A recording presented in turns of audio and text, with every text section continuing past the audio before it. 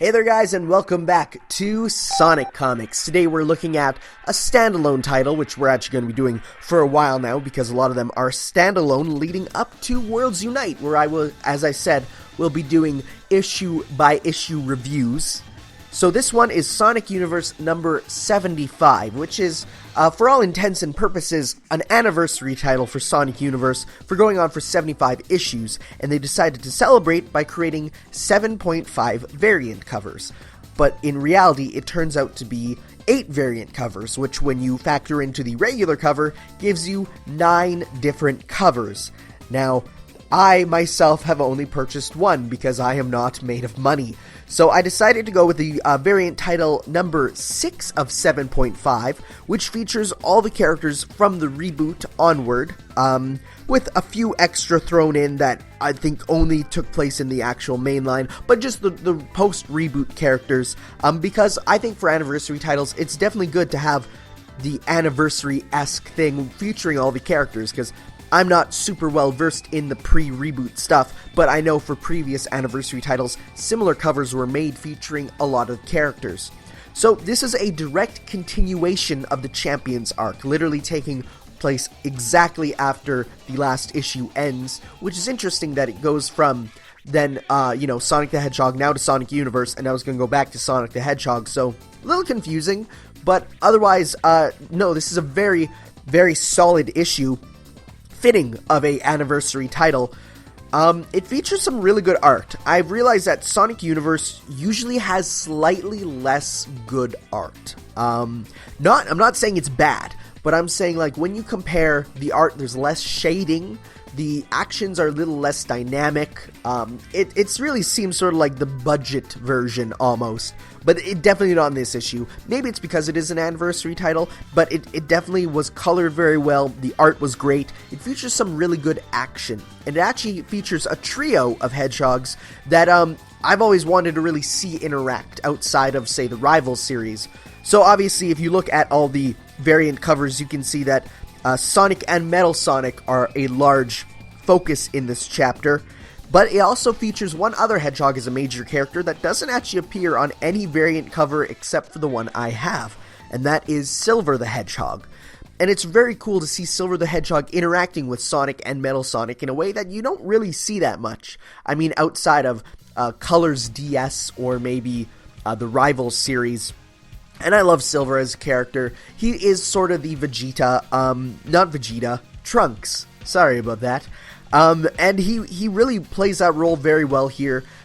He says that he's going around closing Genesis portals, which we don't know what those are.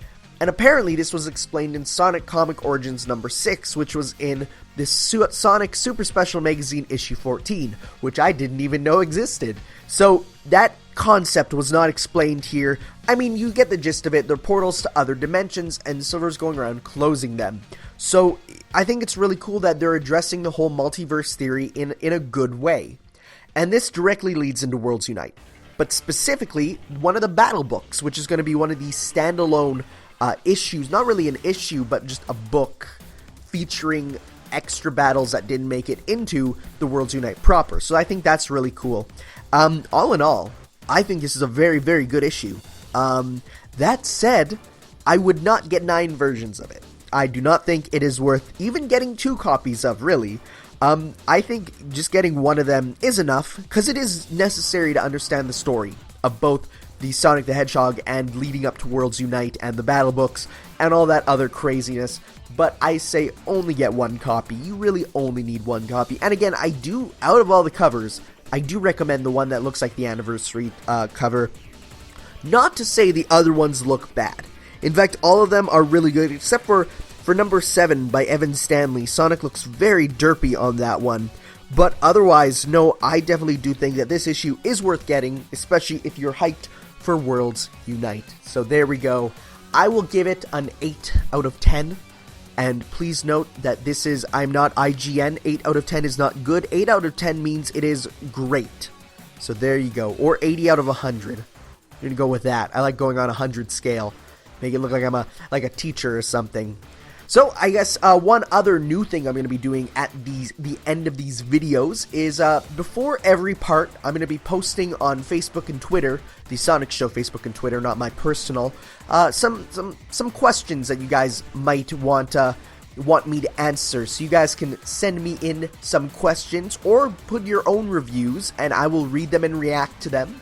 So we have 2 this time. The first one comes from Sonic Zone Cop, which I know is a reference to the Archie comics themselves. Who's Tanner's favorite character from the comics? And I gotta say, it has to be Sonic. I mean, every time I read about Sonic in these comics, I want to just listen to him, and his character is great. He's deep.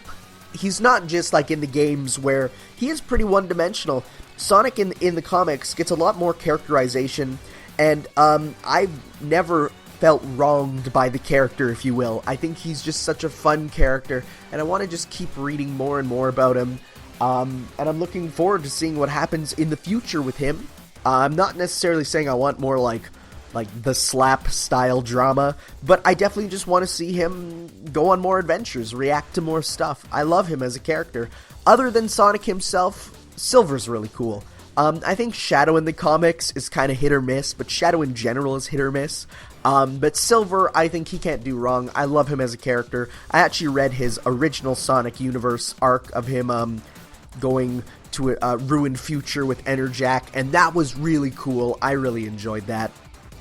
So Michael asks, Tanner, where did you get your stylish hat? This one's a little more personal question. It's not comic related, but I have to give the answer. We went on a school trip to Europe, and I think it was in Germany where I bought my first cap of that type. I almost lost it on the plane, but someone found it and gave it back to me, and ever since I've been wearing that type of hat everywhere, even inside, because I'm rude.